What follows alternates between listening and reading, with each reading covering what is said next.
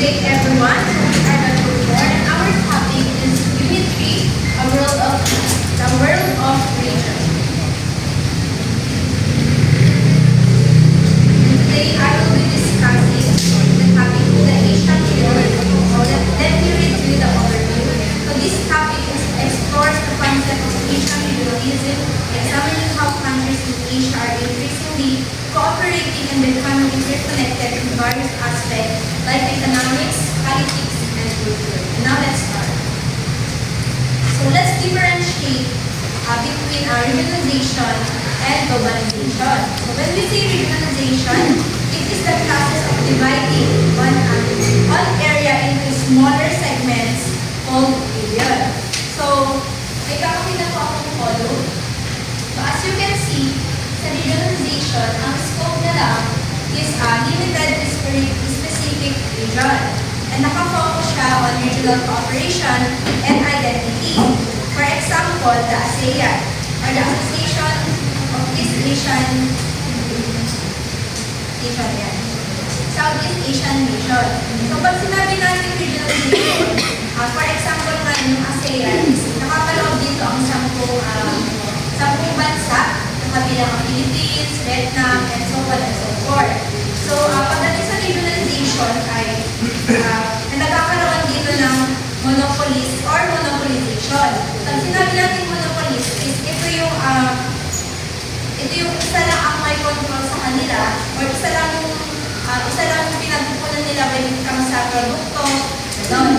Yun ang regionalization. So, unlike sa globalization, I know that you are already familiar with this. Pag sinabi natin globalization, in the word global, is pangdaigdigan or worldwide siya. Worldwide connection and interaction across all regions. So, ang scope niya naman na worldwide and across all regions focuses on global integration and interdependence. For example, ang company ng Apple, like halos buong mundo ay gumagamit na ito. So, yun. And then the United Nations, another example. So, sa globalization naman due to a community can help others worldwide. Globalization, when it comes to technology, they led to advanced technology because they want na mag-share ng ideas worldwide. And then, as a regionalization naman kasi, it tends to oppose integration and bring division and promote monopolization or monopolies, create boundaries on a distinctive cultures and might not choose to get involved. For example, sa A, hindi sila nangingialam na hindi sila nagsusupport na ganyan. Unlike sa globalization ay they are willing to help pagdating sa mga aid and then market. So, pagdating naman sa technology, they tend to love and they don't acknowledge and offer. So, yun ang pagkakalpa niya. Next. Asian regionalism. So, Asian regionalism, process of increasing economic, political, and social cooperation among countries in Asia. When we say Asian regionalism, so we are referring to those people in Asia, yung mga Asian people. So, ito yung 40 features ng Asian regionalism. So, una ang economic integration. When we say economic integration, so ano nga ba kung isa ito? Para nagtutulungan yung mga bansa Asia para mas tumago yung kanilang ekonomiya. So, para nila ito ginagawa, yung trade, pamumunuhan, pananalapi, or infrastructure. So, halimbawa yung supply chain. Natutulungan yung mga bansa, yung mga Asian countries na gumawa ng product. So, halimbawa yung Vietnam is nag-import siya ng damit sa yung raw pala sa China. So, yung China, sila kasi yung more on sa parang may kagamitan na advanced na na kagamitan. Tapos, sila yung gagamit ng finished product. Tapos, pag nagawa nila yung finished product, i-export na nila sa ibang bansa. Okay. So, next, political and security cooperation. So, dito naman, halimbawa is yung ASEAN, Association of Southeast Asian Nation. Halimbawa is yung mga Asian countries At yung mga bansa ng ASEAN ay para maiwasan yun yung mga hidwaan, like for example, the South China Sea. So dito, ang mga bansa gaya ng Pilipinas, Vietnam at Malaysia ay nagkaroon ng mga pag-uusap upang i-resolve kung ano man yung hidwaan or alitan sa teritoryo.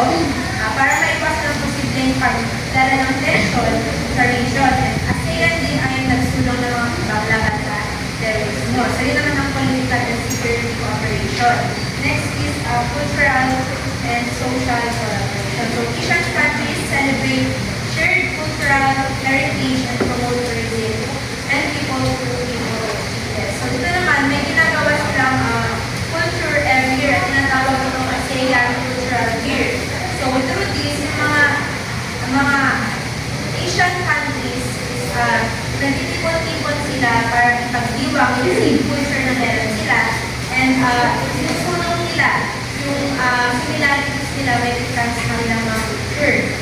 And then, for another example, pag sa mga tourist spot.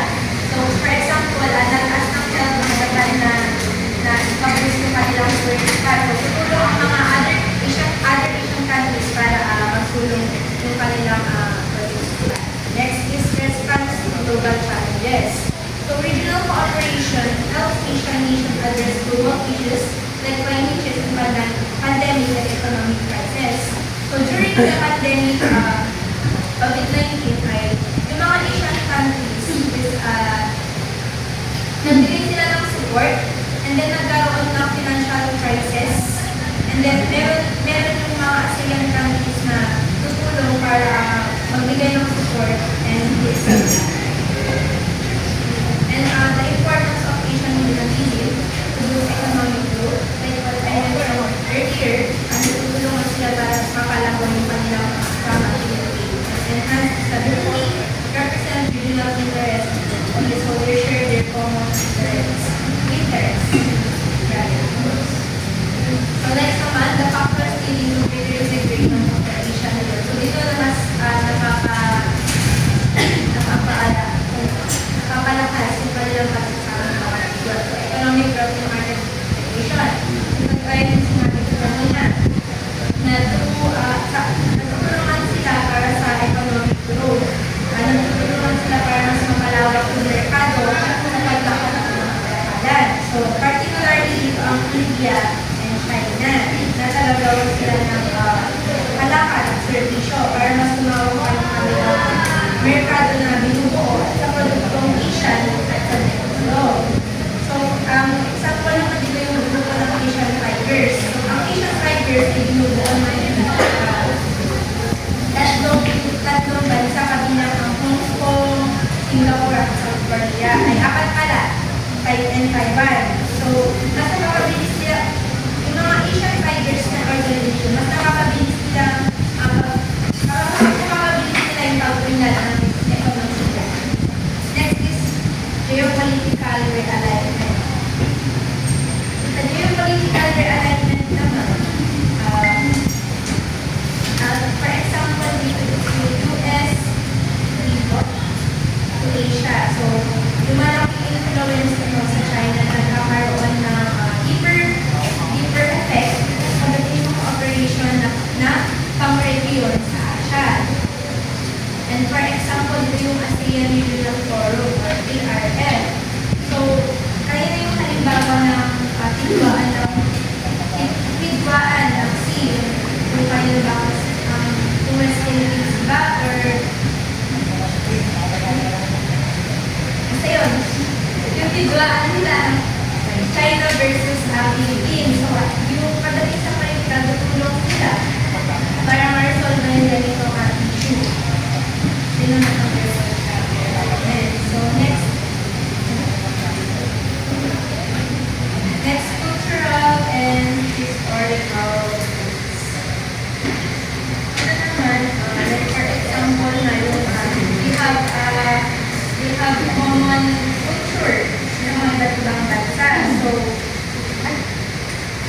ang Asia ay mayaman sa iba't ibang kultura, wika at tradisyon. Bagamat may pagkaiba-iba ang maraming bansa sa Asia ay mayroong mga saysayang koneksyon dahil sa mga larangan ng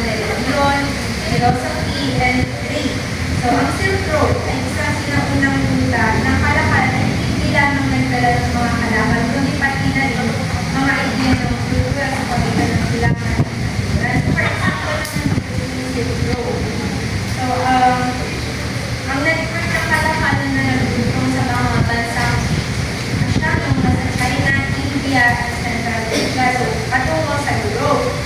So, maraming bansa sa Asia ang may religyoso at philosophical na ugnayan. So, halimbawa, yung Confucianism at Taoism. So, they have a deeper effect sa mga kultura ng China, Korea, and Japan. So, ito naman yung cultural and historical rights. Next, technological advancement. So, sabi ko na yan kanina, yung pag-unlad pagdating sa technology. Lalo mas nagiging mas mapabilis yung communication and transportation pagdating sa napapadali yung connection at cooperation ng mga bansa. For example, that we are using right now the Alibaba, Amazon, and Shopee. So, we are not, hindi natin kailangan na pumunta sa market para bumili ng pag-iwan. So, gagawin lang natin yung online platform na to, mag-order na and then deliver sa laptop. So, for example, no, mas nakakabilis yung work.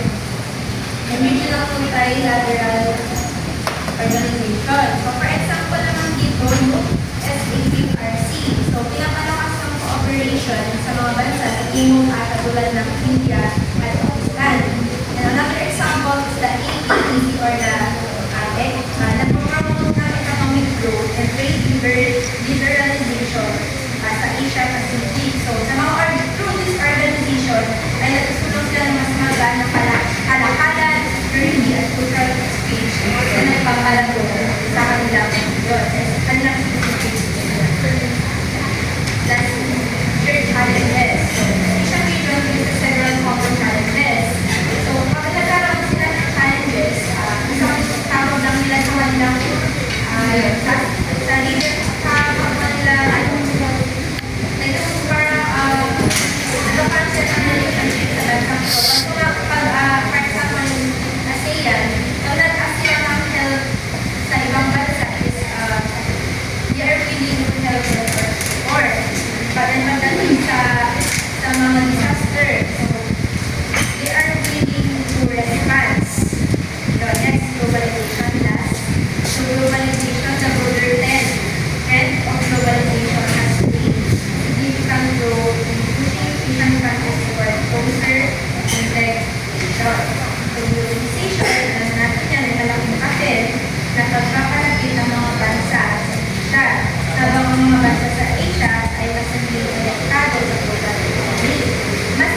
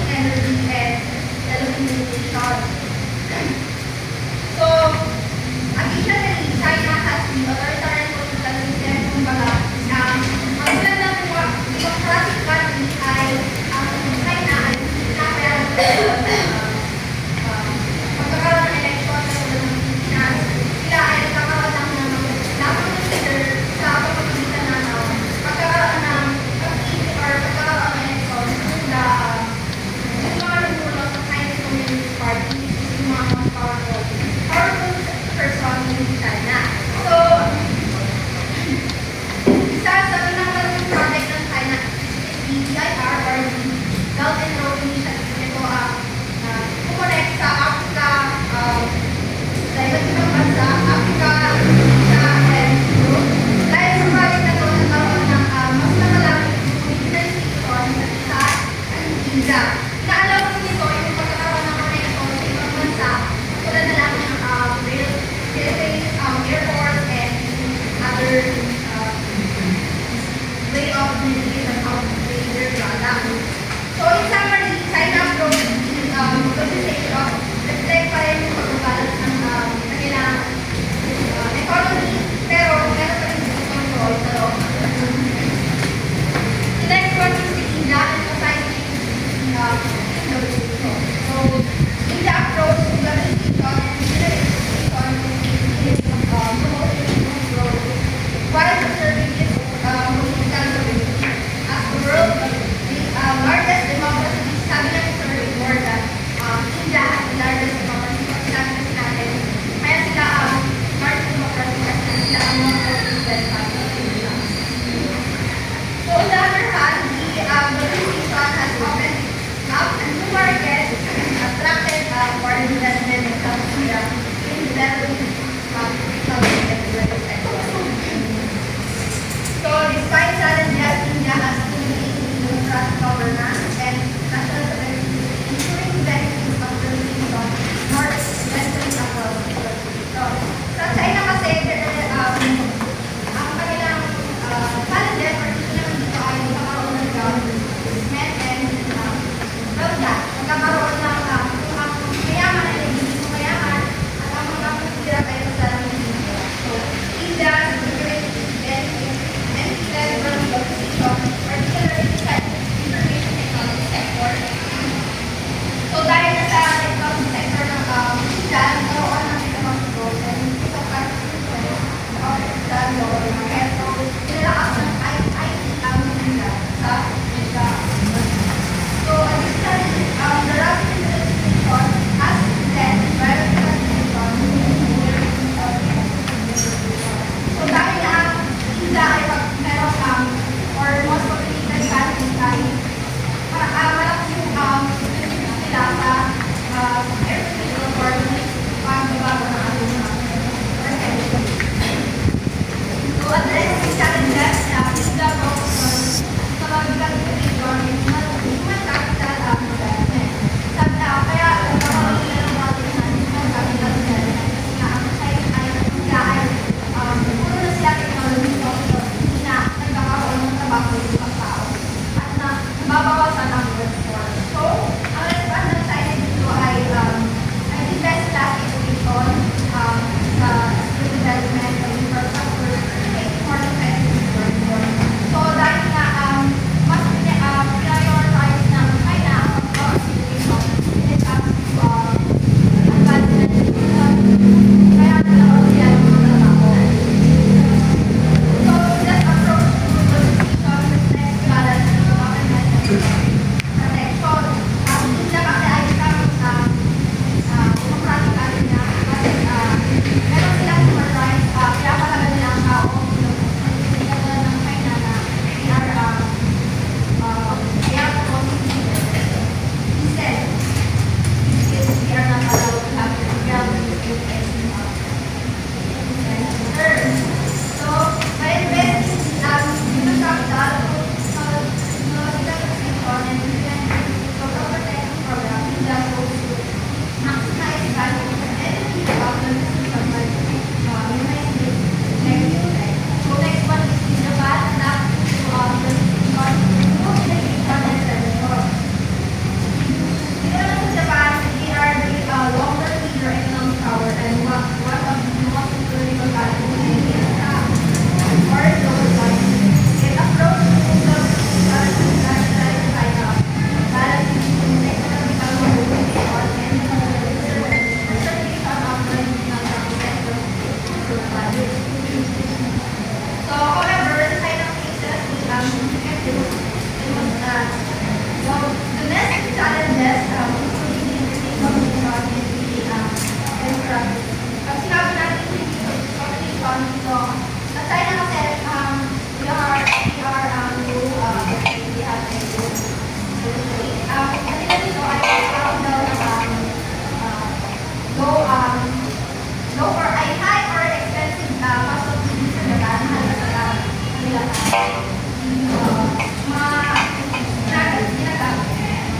And also is unemployed or we are not having employment kaya mas na-focus sila sa paghahanap ng trabaho kaysa ng mga tao. So, inisip demographic naman, kaya meron ang inisip demographic ang Japan kasi nga mas madaming population ng mga matatanda kaysa sa young men na young people na yan mga bata na producing nila so, on Japan, established because nga in population dahil ito kasi ang pinaka-major na problema nito dahil na wala ng work or wala ng pagtatrabaho mas nagiging nagkakaroon ng pressure sa ekonomiya social welfare system sa Japan. So, to address these challenges, Japan is focused on technological innovation and economic innovation. Maraming po ito sa paggawa ng paggawa ng robotics, AI, and solving. So, ang pinaka-response ng Japan dito, most of the na mga ginagawa ng tao or machineries that move over instead of the workforce. So the goal of those policy policy na lang is protect. On the other hand, sumali din ang Japan sa free trade, comprehensive and progressive agreement for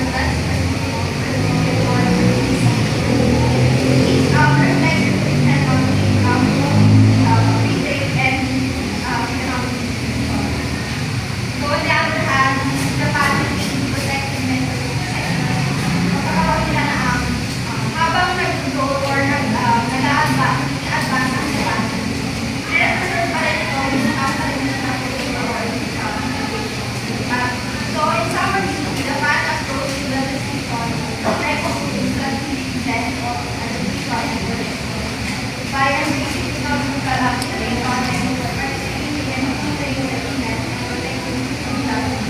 So, habang naging globalize or regionalize ang Japan, protektahan pa rin ito ang kanilang trade or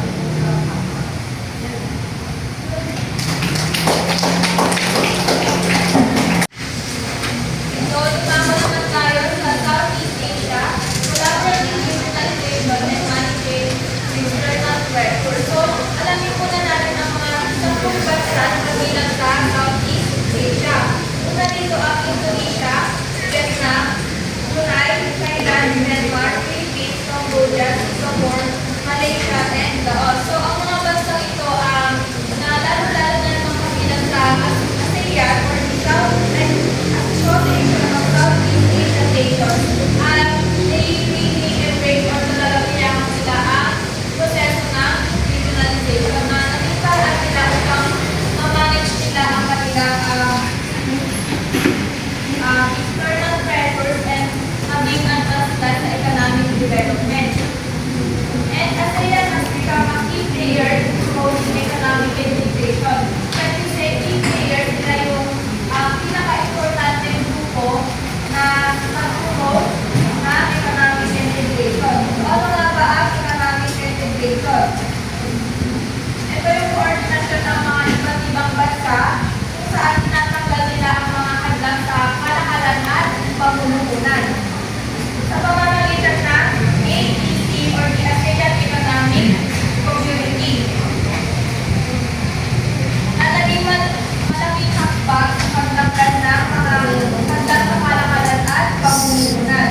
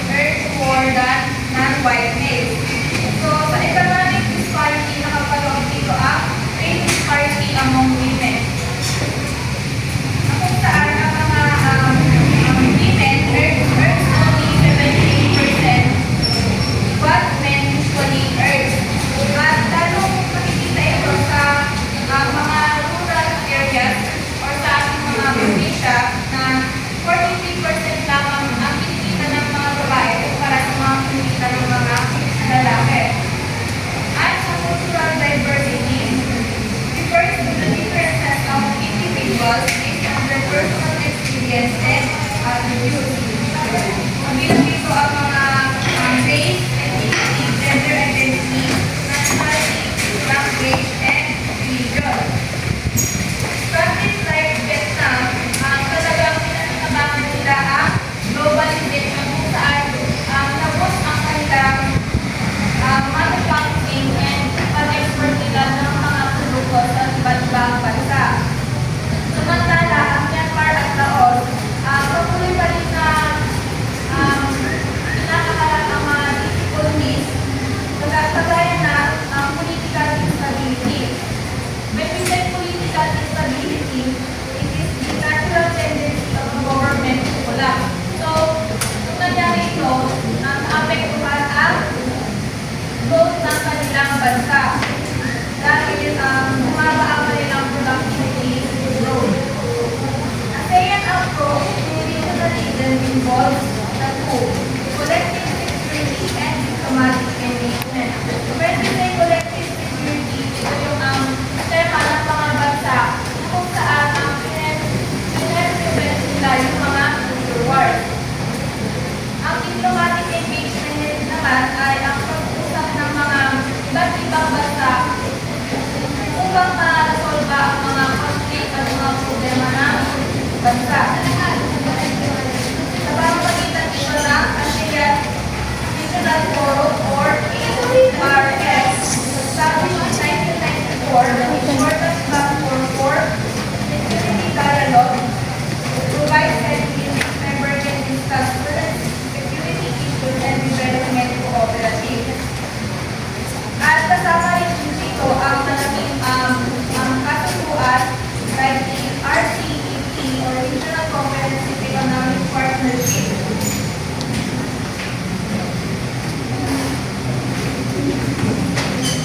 Isang kasusuan na nagpapadali sa kalakalan at pagbibigay ng magandang access sa market. Sunod ang Central Asia, navigating between globalization and regional economy. Malamin naman natin ang mga alam na bansa kabilang sa Central Asia. Una rito ang Afghanistan, Kyrgyzstan, Kazakhstan, Tajikistan, Turkmenistan at Uzbekistan.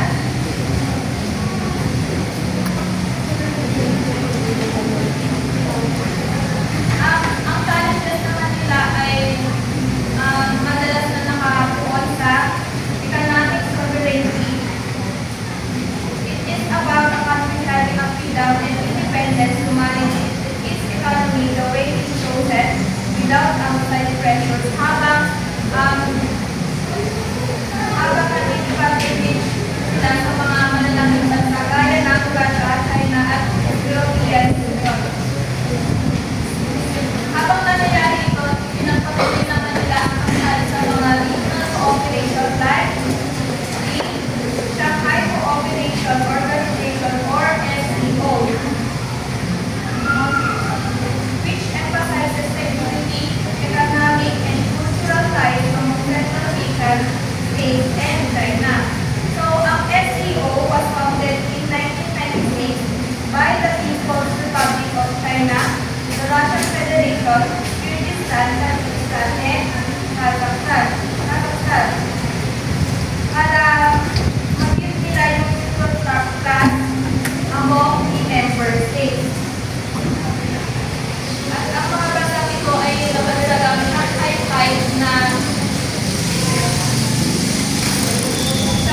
5 na nag-encourage ng regional cooperation.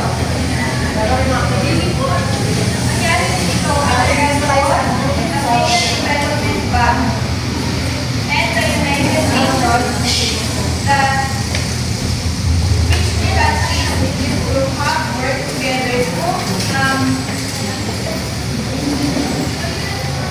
create this agreement. We also face the challenges in promoting sustainable development in rapidly changing global landscape. At ang last, ang South Korea, embracing technological change amidst global pressures. So, ang South Korea ay isa sa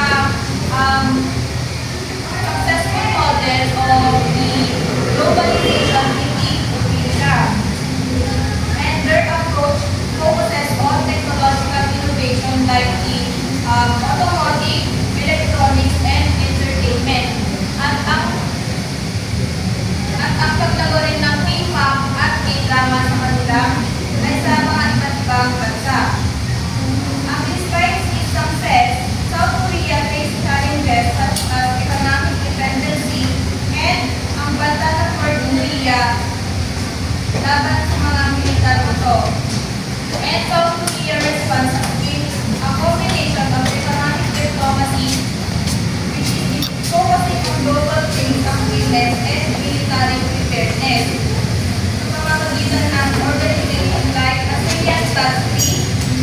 ASEAN agreed to strengthen partnership with the People's Republic of China, Korea, and Japan upang ma-address nila yung iba't issues ng South Korea sa North Korea. At ang six-party talks na nag-start noong 2006 to stop the North Korea nuclear program that involves countries of China, the USA, the North and South Korea, Japan, and the Russia. Upang magiging ang pagbabanta ng mga militar sa North Korea sa laban sa South Korea. Good afternoon everyone. Today we're going to discuss the Association of Southeast Asian Region. Ano nga ba ang association ito? This association is original groupings that aims to promote economic and security cooperation among its 10 members. Ano nga ba ang 10 members of the Association of Southeast Asian Region? Including ito dito yung mga Malay, Cambodia, Indonesia, Laos, Malaysia, Myanmar, Vietnam, Thailand, and Philippines. Ano nga ba ang meaning ng asosasyon ito? The aim of association of the Southeast Asian Region is to promote economic growth, social progress, and cultural development among its 10 members. Ano nga ba ang mga benefits sa asosasyon ito? The benefits of the Association of the Southeast Asian Region: fostering economic growth, promoting regional peace and stability, cultural exchange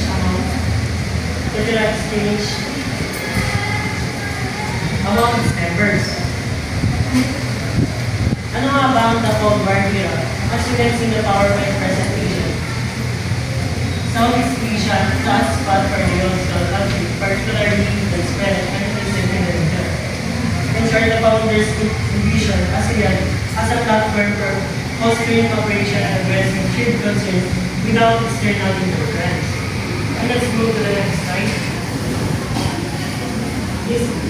This is the objectives of the ASEAN. The first one is promoting regional peace and stability. Pag sinabi mo natin promoting regional peace and stability, ASEAN aims to maintain peace and security among its members in the Southeast Asian by fostering mutual respect. Example po nito is the threat and cooperation that focus on a peaceful solution. The second one is encouraging economic growth and integration. Pag sinabi ko naman natin encouraging economic growth and integration, the organization seeks to accelerate economic development at para mabawasan ng mga hirap among its 10 members. At palitin ang development gap sa asosasyon ito. Example po dito is the ASEAN Economic Integration. Isang taonan ng focus na pinakita sa ASEAN Economic Community. The third one is cultural and social cooperation, in which ASEAN emphasizes the promotion of cultural exchange and social development to exchange understanding and solidarity among its people. Example po dito is cultural exchange, festival, social development cooperation. And the third one is the advancing regional resilience. When we say advancing regional resilience, the organization addresses transnational issues like terrorism, climate change, and human rights. And the fifth one is the building a rules-based community. Pag sinabi ko naman natin building a rules-based community, ito pa yung importance of rule of law, democracy, and human rights. Example po dito is the ASEAN Charter or the ASEAN Economic Community, democracy, APSC, or the ASEAN Political Security Community. And let's go to the next slide. The ASEAN Charter, landmark document that defines a legal and institutional framework for ASEAN operations. This is the key features of the ASEAN Charter, including the first one is institutionalization of the ASEAN. Ito pa isang charter na na-establish formal structures. Example po dito is the ASEAN Summit. ASEAN Summit and ASEAN Coordinating Council, ASEAN Community Council, and the ASEAN Secretariat. The second one is the qualification of principles. When we say qualification of principles naman po, there is a fundamental principles such as non-interference decision. Example po dito is the United States Codes or the USC. Ito po is making by consensus and adherence to international law. The third one is representative. Ito po is yung mga member states are legally bound to comply with the charter, ensuring greater accountability and adherence to ASEAN objectives. The fourth one is the focus on human rights. There is the Intergovernmental Commission on Human Rights. So, ang aim naman po or ang focus po ng human rights is to promote and protect the security of human. Let's move to the next slide. In which last year sa ito po yung isang pinakamataas na policy making body ng ASEAN. The first one is the 30th ASEAN Summit, in which the adaptation of the ASEAN Charter.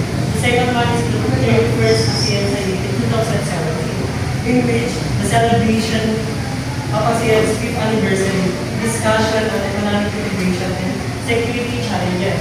The third one is the 41st ASEAN Summit in 2022, in which nag-focus po ito sa mga post-pandemic economy, climate change, and regional stability. Ang aim po ng ASEAN Summit is to promote peace and stability and accelerate economic growth and foster social and cultural development in Southeast Asian countries. And let's move to the next slide, which is the current status and role of the ASEAN integration. The first one is the economic integration. When we say economic integration, isa po itong most notable achievements na na-establish po of the ASEAN Economic Community. Ang aim po nito is to create single market and production base characterized by free flow goods, services, investment, skilled labor, capital, or what we call the HA agreement. The second one is the political and security cooperation. So sinabi ko lang na political and security cooperation involve nations working together to address shared political, security, and cooperation. Here we will incorporate challenges for stability, promoting peaceful and constructive dialogue initiatives and prosper. The third one is the social culture.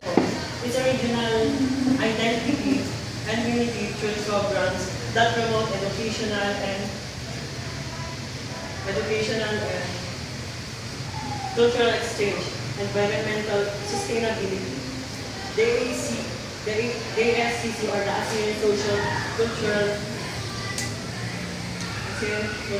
Community addresses issues like disaster management, climate change, and human rights.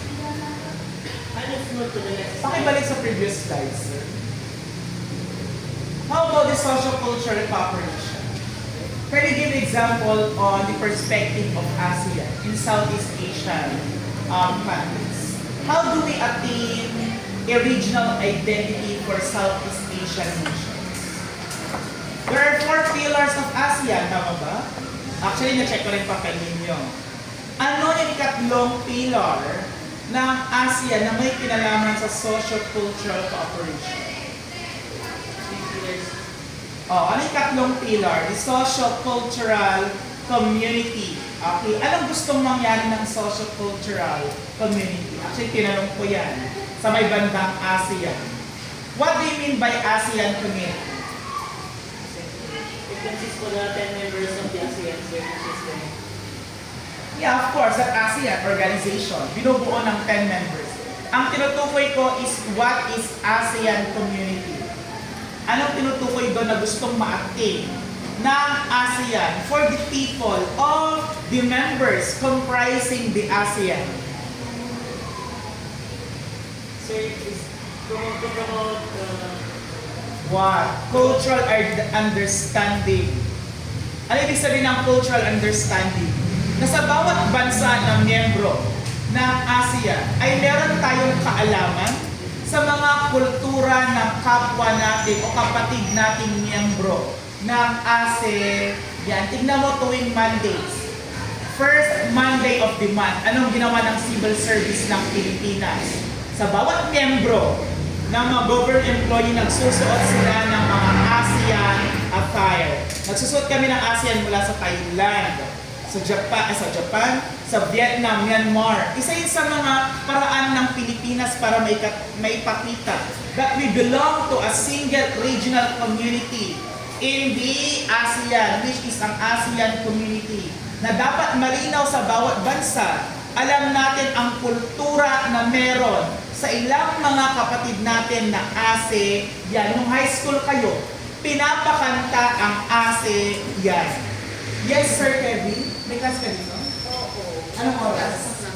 Ano pala, sabi nila kasi Vika. Yeah, I don't know. It's their statement actually that it's their vacant. So, I give the idea. Parating ko na action. Yeah. Bakit ba matulas ka sa kanila? Hindi naman pala. Nung high school kayo, okay, kinakantin ninyo ang ASEAN hymn. Bakit yung kinakanta ang ASEAN hymn? Kasi dapat bawat membro, bawat citizen ng mga bansang kabilang sa ASEAN ay alam ang ASEAN hymn. Kasi doon nakalagay ang mga mahalagang prinsipyo ng ASEAN as an organization. So there is cultural understanding about the different cultures comprising the 10 members of the ASEAN. Yes, sir? Or tinatawag po natin cultural exchange. Yes, sir. Next.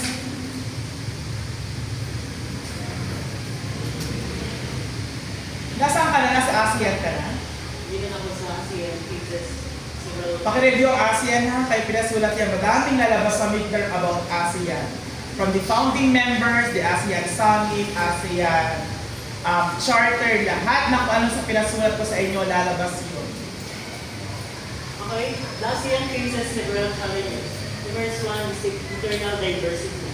When we say internal diversity, ito po isang malawak ng pagkakaiba-iba ng mga bansa in terms of political system, economic development, cultural practices among member states. Example po dito is Halimbawa pa lamang sa religion. Sa ASEAN, magkakaiba tayo ng religion. Sa Pilipinas, sa Timor-Leste, tayo lamang ang may religion na Roman Catholic or Christian.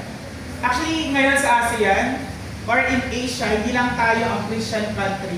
Nung lumaya ang Timor-Leste sa Indonesia, there are only two Christian countries in Asia, Philippines and Timor-Leste. Ang Timor-Leste ay lumaya sa Indonesia taong 2001.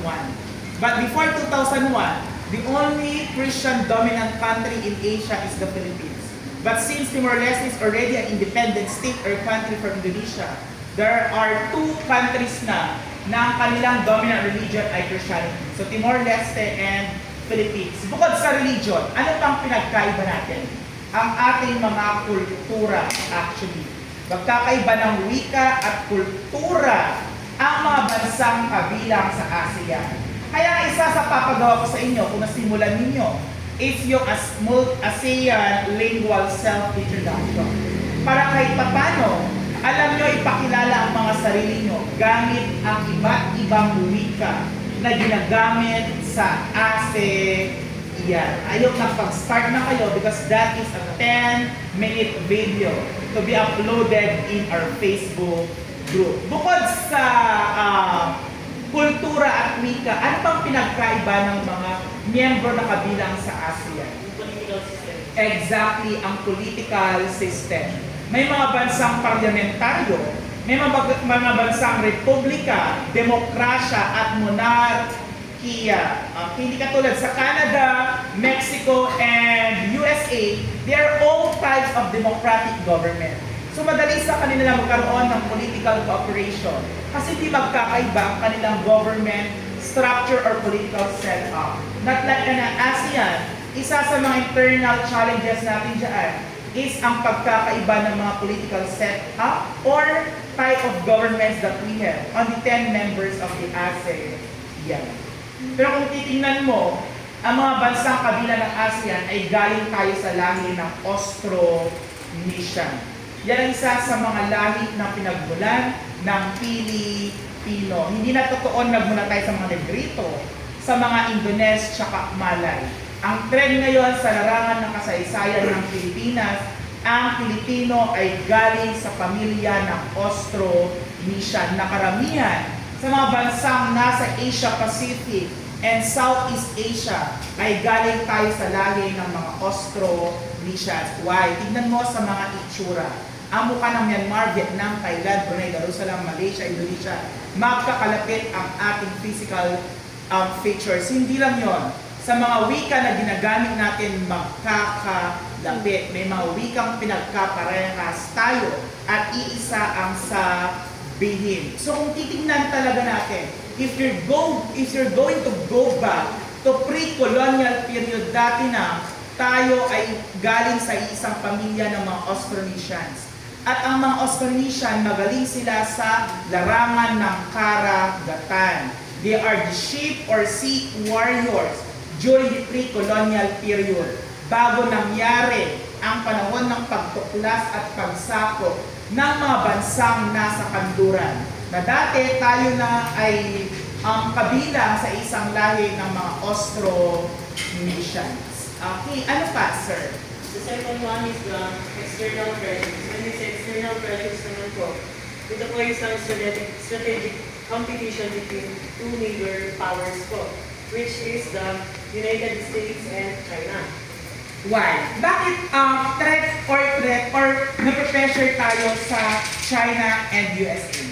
Kasi po, sila po yung pinakamataas or pinaka-major powers na country po. Yes, exactly in the current international geopolitics as in the contemporary world or the current scenario. Isa sa mga projecting global superpower ngayon ay ang China at ang USA. Nagpapataasan talaga silang ihi sa larangan ng ekonomiya at political influence. Kaya kung titignan natin, nape-pressure ang ASEAN kung saan tayo makipag-alyansa. Sa China ba or sa Amerika? If you want to promote liberal ideas, mas malapit tayo dapat sa Amerika. But if we maintain a socialist type of policies within our region, sa China tayo. Pero kung titignan natin, parehas natin na miyembro or nakipag-partner ang ASEAN sa China at sa Amerika. So saan nape-pressure ang ASEAN? Kung saan talaga siya makiki-alyansa, lalo pag panahon ng gera? Kung sa Amerika ba or sa China? Tingnan mo, may nagagawa bang ASEAN? Sa gusot ng Pilipinas sa China? Sa gusot ng Vietnam ang China, may nagagawa bang ASEAN? So produkto yan ang pressure nila. Kasi kung gagalaw ang ASEAN at suportahan ng Vietnam at ang Philippines, baka masira ang relationship ng buong ASEAN sa China, knowing the fact that kahit pagsama-samahin mo ang ekonomiya ng ASEAN countries, mas malaki pa rin ang ekonomiya ng China. The influence of China kaysa sa ASEAN. And the third one is the non-traditional security issues. Pag sinabi ko natin non-traditional security, example po dito is yung mga climate change, cyber threats, and public health crisis requires enhanced regional cooperation and resource allocation po. Yes. Tulad ng rising level. Alam nyo ba sa Indonesia, yung capital ng Indonesia na Jakarta, Bangkok ng Thailand, okay, anong problema nila? Yung kanilang mga capital ay unti-unting nababaha. Ang daling mabaha. Okay.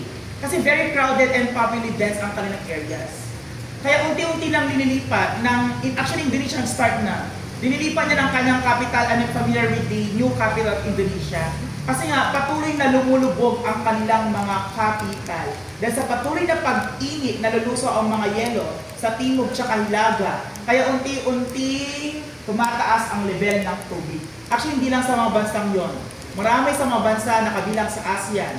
Alam nyo, ang Mall of Asia sa Pasay, every year lumulubog yan ng 1 inch. Okay, dahil sa patuloy ng pagtaas ng level ng tubig. So isa sa mga challenges is magkaroon tayo ng sapat na pondo at strategy para mapigilan or to mitigate the impact of climate change and global warming. Ano pa? Yung mga cyber threats, tulad ng mga viruses sa mga laptops. Okay. Yung pag-hack nila ng mga important files ng mga government, ng mga pagnakaw ng pera ng bangko through digital processes na nangyari sa ASEAN. Yun ang isa sa mga iba't ibang mga challenge na kinakaharap ngayon ng ASEAN communities or ng iba't. Good morning everyone, my name is Ruby Diligan, and now my topic is all about global media culture. Global media cultures are crucial aspect of globalization, facilitating the exchange of ideas across borders. The first to the internet, interconnected and short pages content, practice and values that transcend geographic and cultural boundaries, facilitating the exchange of ideas and information on global scale. This phenomenon makes question about interconnected between local and local cultures and how they coexist and influence each other in the media scale. Media refers to the means of channel through which information is collected.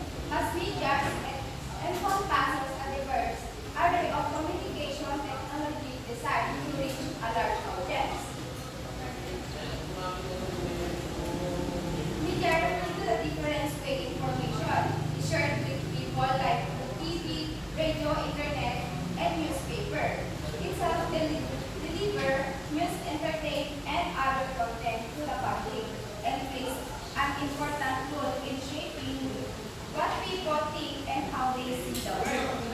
Mass media is a type of media designed to reach a large audience, include things like TV, radio, newspaper, and website that can inform, entertain, and influence people and other than mass media help spread information and has a big impact on society, culture, and families.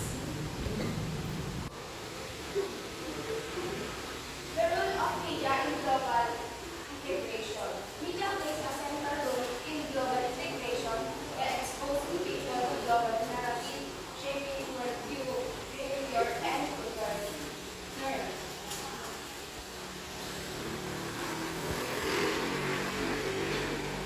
Media is not just a tool for entertainment or communication, but a key force in shaping how we experience the world. By exposing individuals to different cultures and perspectives, media help foster a sense of shared identity, bridge the gap between nation, culture, and supporting global integration.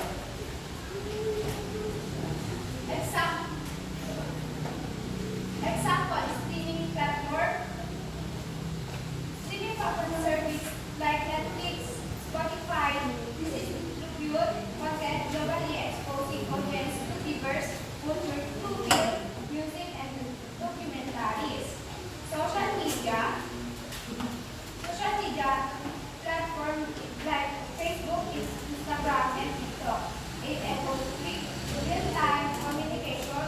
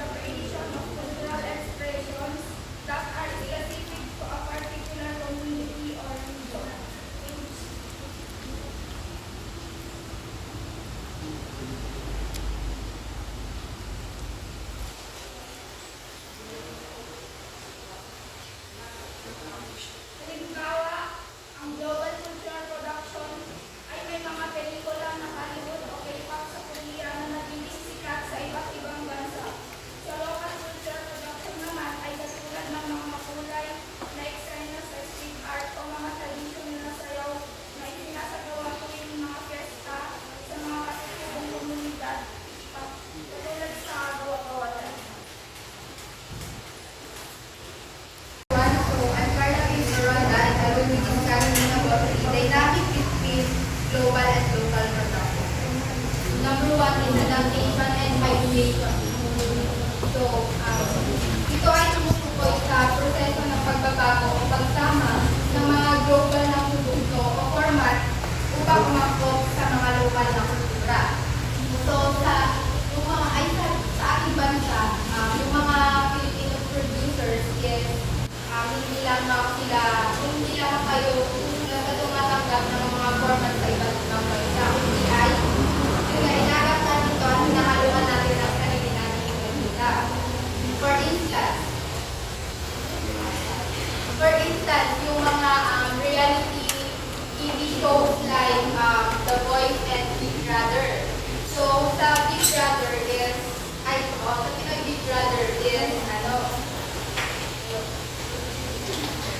so, sa atin, nakatuon yung konsepto tulad ng kapamilya at pagtutulungan at pakikisama. So, ito ay mahalaga, dahil ito ay mahalaga sa ating kultura. And sa The Voice naman is di ba mahalaga sa ating mga Pilipino ang local music na OP and hits. So, ito yung mga madalas nila. Next is the resistance and preservation.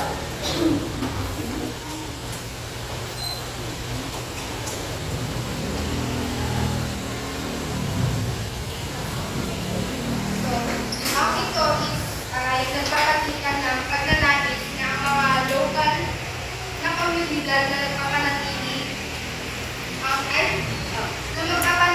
sa ating mga sariling kultura at identity sa mundo kung saan lalong nagiging konektado ang lahat.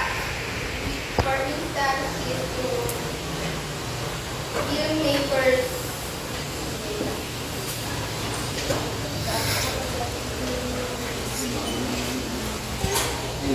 like yung modular filmmakers. So, ginagawa ang mga pelikula na tuwag ng lokal na kwento at wika upang mapanatili ang mga region identity. Ganun din sa local musicians, local writers, and indigenous audiences. So,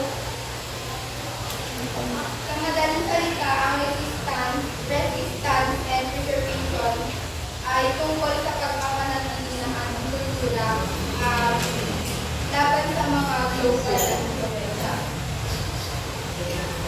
Next is the collaboration and cooperation.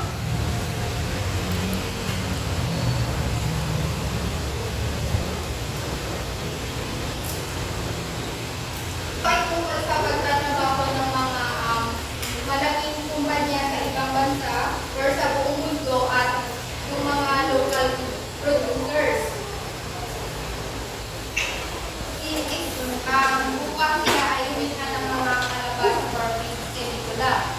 Tulad na lang yung Netflix, yes, bumibili sila ng mga palabas sa ibang bansa, tapos pinapakita nila ito sa buong mundo.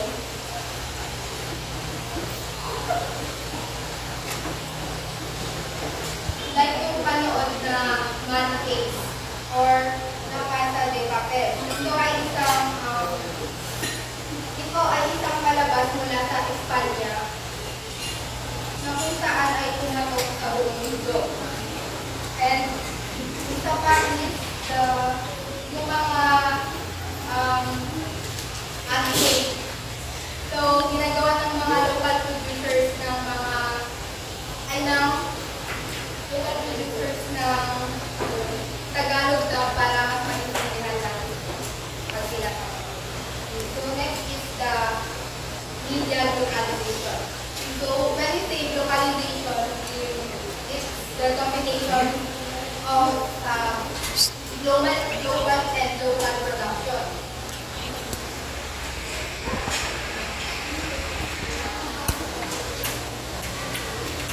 So, ito ay proseso na pagpapadala at pagdaigdig ng produkto o idea at pag-aangkop ito upang umayon sa local culture at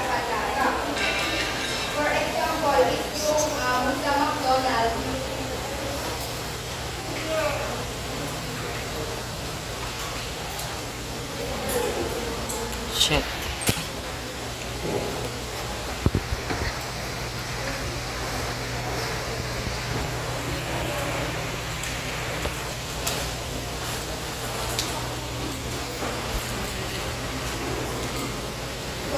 The local version ng global tulad ng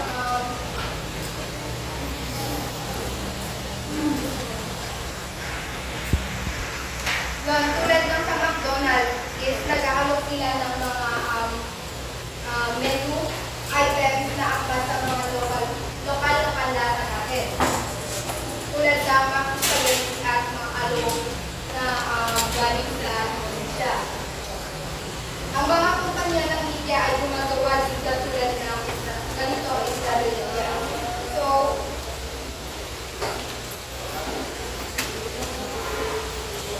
good. And that one is the media driving local narrative at global stage.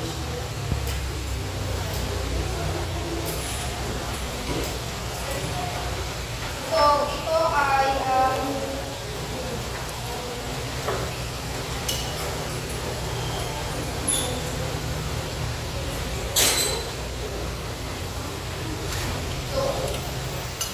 ito ay nagpapakita ng malaking pagbabago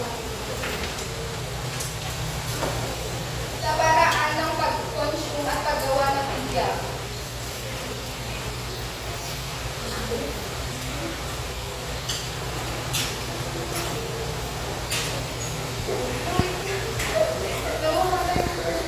Driving local narratives on a global resistance. So, ito ay nagpapakita ng malaking pagbabago sa paraan ng pagkukumo at paggawa ng media. For example, is yung Korean Age.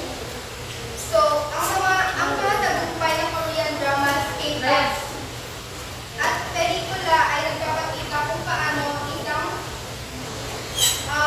lokal na kultura ay maaaring maging isang pandaigdigang phenomenon. Let is the at ito rin ang Philippine cinema with its new General Luna and Alredra. Ito ay nakukuha sa pandaigdigang atensyon dahil sa kanilang makahulukang kwento at kultural na langit. Ganun din sa indigenous voices. So, ang kahalagan ng ito is pagpapalagan ng kultura at pagkakaiba-iba, pagpapalakas ng local identity, and paglista ng mga oportunidad at pagbabago sa global media landscape. So, sa madaling salita, ang digital platform ay nagbibigay daan sa mga local na kwento na marinig sa buong mundo na nagpapalakas sa kultural at pagkakaiba-iba ng pagbabago at sa tradisyon at paraan ng paggawa at pagkonsumo sa media. So, I'm discussing about religions of the world. So, what is globalization? For Ayaw power bot. interconnectedness and interdependence, enabling a global exchange of ideas, goods, services, and cultural influences, improved transportation, communication, and digital media have connected previously isolated communities, leading to the wider dissemination of religious practices and beliefs. So, religion has become a global phenomenon, transcending geographical boundaries. Advances in transportation, communication, and digital media have facilitated the spread of religious practices and beliefs. This resulted in a more diverse and interconnected religious landscape. So, meron siyang key factors contributing to the globalization of religion. First is advances in transportation. So, what is advances in transportation?